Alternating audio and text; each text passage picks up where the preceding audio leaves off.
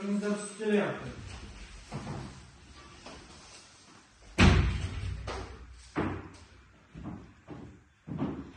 Marhamat, o'tiringizlar.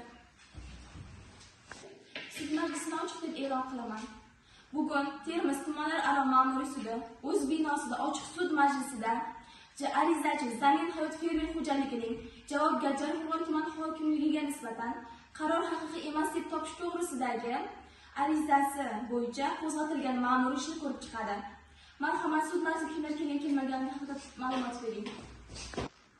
Hurmatli raislar, bugungi sud majlisiga arizachi Zamin Hayot fermer xo'jaligi rahbari Mahsun Jamshid, uning vakili advokat Ro'zmurodova Sevinch, javobgar Jarqo'rg'on tuman hokimligi vakili Rahmatullayeva Sadoqat hamda Jarqo'rg'on tuman prokuror o'rinbosari Ro'zmurod Husanlar tashrif buyurdi. Sud majlisi davom etadi. Taraflarning shaxsini aniqlaymiz. Marhamat, arizachi o'zingizni tanishtiring. Men Mahsun Jamshid Azamat o'g'li 2000-yil Jarqo'rg'on tumanida tug'ilganman. Millatim o'zbek, ma'lumotim oliy. Hozirda Zamin Hayot fermer xo'jaligi rahbariman. Marhamat, o'tirishingiz mumkin. Marhamat, javobgar, o'zingizni tanishtiring. Men Rahmatullayeva Sadoqat 1999-yil Jarqo'rg'on tumanida tug'ilib tavallud topganman. Ma'lumotim oliy, millatim o'zbek. Hozirda Jarqo'rg'on tuman hokimligida yuridik faoliyatini amalga oshiraman. Sud tarkibini e'lon qilaman. Mazkur ma'muriy ish bo'yicha raislik etuvchi Mamataliyeva, sudya yordamchisi Raimov, arizachi Mahsumov, arizachining vakili Adolat advokatlik firmasi advokati Ro'zmurodova, javobgar vakili Rahmatullayeva hamda Surxondaryo viloyati Jarqo'rg'on tuman prokuror o'rinbosari Ro'zmurodovlar ishtirokida ko'rib chiqiladi. Sud tarkibi sudda ishtirok etuvchilarga nisbatan e'tirozlar mavjudmi? Yo'q. Taraflarning huquq va majburiyatlarini tushuntirib o'taman. Ma'muriy sud ishlarini yuritish to'g'risidagi kodeksning 39-moddasiga ko'ra, ishda ishtirok etuvchi shaxslar ish materiallari bilan tanishish, ulardan ko'chirmalar olish, ko'chirma nusxa olish, rad qilish to'g'risida arz qilish, dalillar taqdim etish, dalillarni tekshirishda ishtirok etish, savollar berish, iltimosnomalar kiritish, arz qilish, sudga og'zaki va yozma tushuntirish berish, ishni ko'rish davomida yuzaga keladigan barcha masalalar yuzasidan o'z vajlarini, xulosalarini taqdim qilish, ishda ishtirok etuvchi boshqa shaxslarning iltimosnomalari vajlariga e'tiroz bildirish, sud hujjatlari ustidan shikoyat qilish. Ushbu kodeksda o'zlariga berilgan boshqa protsessual huquqlardan foydalanish huquqiga ega. Taraflar huquq va majburiyatlarini tushunadimi? Tushunadi. Sud muzokara boshlanguniga qadar iltimosnomalar mavjudmi? Yo'q. Iltimosnomalar mavjud bo'lmasa, arizachining ariz talabini o'qib eshitiraman. Termiz tumanlararo ma'muriy sudiga arizachi Zamin Hayot fermer xo'jaligining javobgar Jarqo'rg'on tuman hokimligiga nisbatan 2026-yil 5-fevraldagi tumandagi bo'sh turgan yer uchastkasi sifatida hisobga olish to'g'risidagi 25/72/Q26 qarorini haqiqiy emas deb topish to'g'risidagi arz talabi bilan murojaat qilgan. Arizachi, arz talabingizni qo'llab-quvvatlaysizmi? Ha, qo'llab-quvvatlayman. Javobgar, arz talabini tan olasizmi? Yo'q, biz arz talabini tan olmaymiz. Sud muhokamaga o'tadi. Marhamat, arizachi, so'z navbati sizga.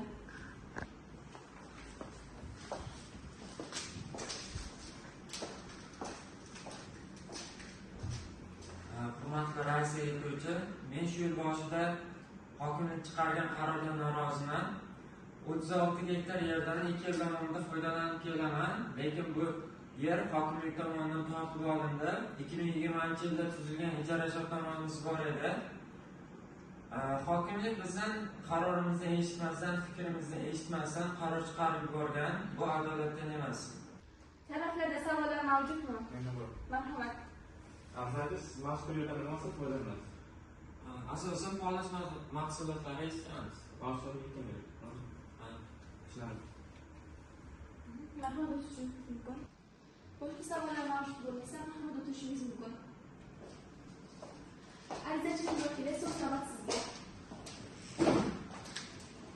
Hurmatli sud, Mijozim Mahsumov va Jarqo'rg'on tuman hokimligi o'rtasida 2020-yil ijara shartnomasi tuzilgan va bu ijara shartnomasi bundan 5 oy muqaddam, ya'ni qaror chiqarilishidan 5 oy muqaddam, ya'ni sentyabr oyida bekor qilingan va bu haqda mijozimga xabar berilmagan.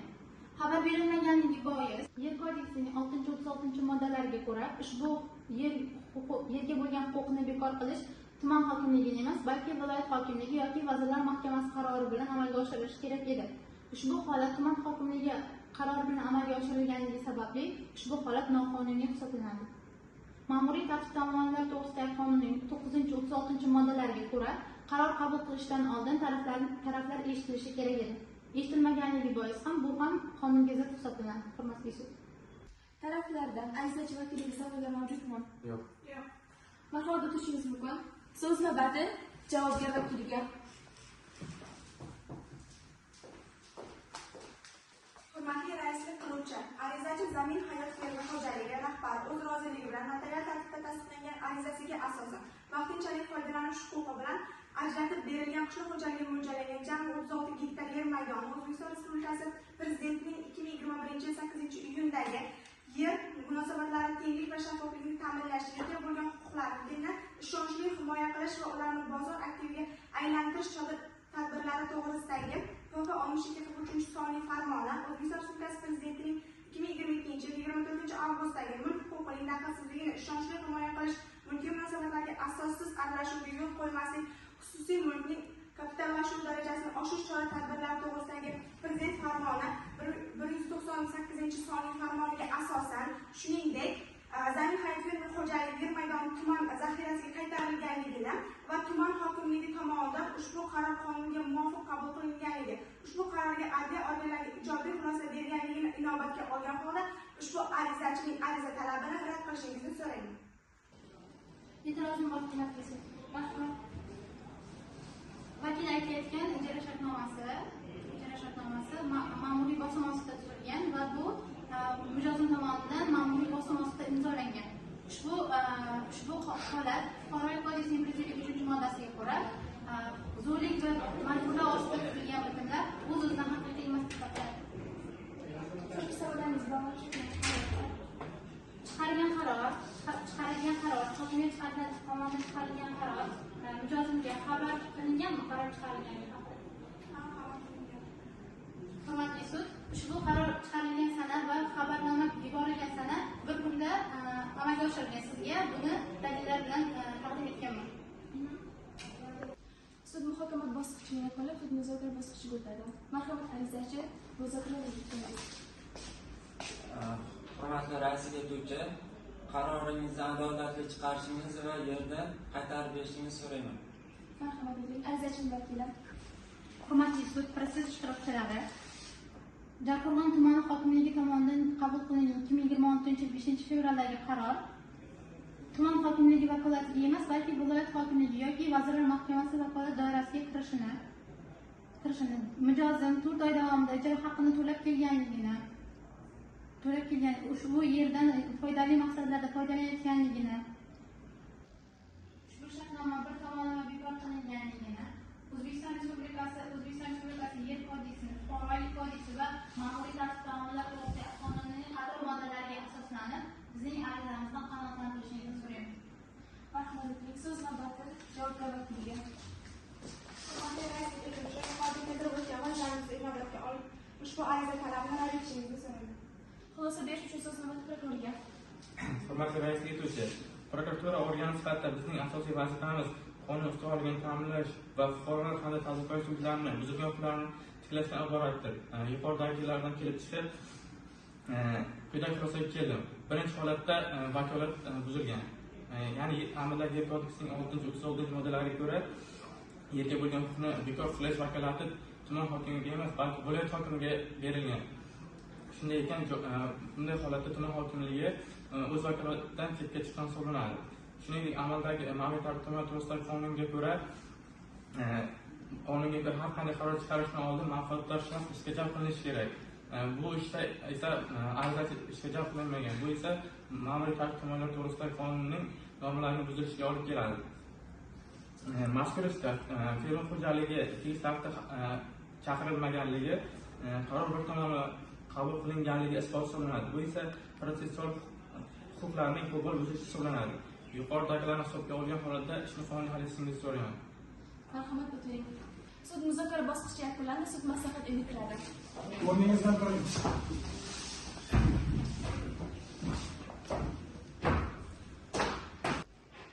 O'rningizdan turing, sud kelyapti.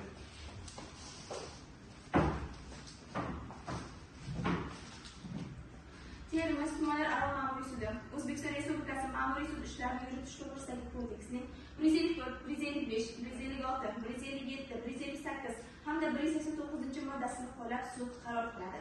Arizachi Zamin Hayot fermer xo'jaligining javobgar Qo'qon tuman hokimining 2026 yil 5-fevraldagi tumandagi bo'sh turgan yer uchastkasi sifatida hisobga olish to'g'risidagi 25.572/26 sonli qarori haqiqiy emas deb topish to'g'risidagi arizasi talabi qanoatlantirilsin. Javobgar Qo'qon tuman hokimining 2026 yil 5-fevraldagi tumandagi bo'sh turgan yer uchastkasi sifatida hisobga olish to'g'risidagi 25.572/26 sonli qarori haqiqiy emas deb topilsin. Javobgar Qo'qon tuman hokimligidan 2,60,000 so'm davlat boji davlat foydasiga undirilsin. Hal qiluv qaroridan norozi tomonlar shu kundan boshlab shu sud orqali Surxondaryo viloyati ma'muriy sudiga 1 oy muddat ichida apellyatsiya shikoyati yoki hal qiluv qarori qonuniy kuchga kirganidan so'ng kassatsiya shikoyati, prokuror esa protest kiritishga haqli. Marhamat o'tiringizlar, sud ushbu qaror bo'yicha tushuntirish beradi. Yuqoridagi holatlarga ko'ra, sud javobgar Qo'qon tuman hokimligi Yer kodeksining 36-moddasi talabga rioya etmaganligini, Zamin Hayot fermer xo'jaligining yer uchastkasidan ixtiyoriy voz kechilganda yerga bo'lgan huquqlarni bekor qilish, muhofaza qilish ustidan davlat nazoratini amalga oshiruvchi organlarning, ya'ni kadastr organining taqdimnomasiga ko'ra huquqlar tugatilishining asosli ekanligini tasdiqlovchi hujjatlar asosida Surxondaryo viloyat hokimi qarori bilan amalga oshirilishi lozim bo'lishiga qaramasdan tuman hokimligining yerga bo'lgan huquqlarni bekor qilish vakolati O'zbekiston Respublikasi Yer kodeksining 6-moddasida ko'rsatilmagan bo'lsa-da, yuqoridagi qonun talablariga zid ravishda vakolatga kirmaydigan ushbu nizoli qarorni chiqarganligini, ushbu qaror chiqarishda hokimlik tomonidan Zamin Hayot fermer xo'jaligi ushbu qaror chiqarishdan tegishli tartibda chaqirtirilmaganligini, Qo'qon tuman hokimligining 2026 5-fevraldagi 25.572/26 sonli qarori Zamin Hayot fermer xo'jaligining qonun bilan qo'riqlanadigan huquq va manfaatlarini buzilishiga sabab bo'lganligini inobatga olib, sud arizachining arizasidagi talabni qanoatlantirishni va Qo'qon tuman hokimining 2026 5-fevraldagi 25.572/26 sonli qarorini haqiqiy emas deb topishni lozim deb hisoblaydi. Sud majlisini yopiq deb e'lon qilaman.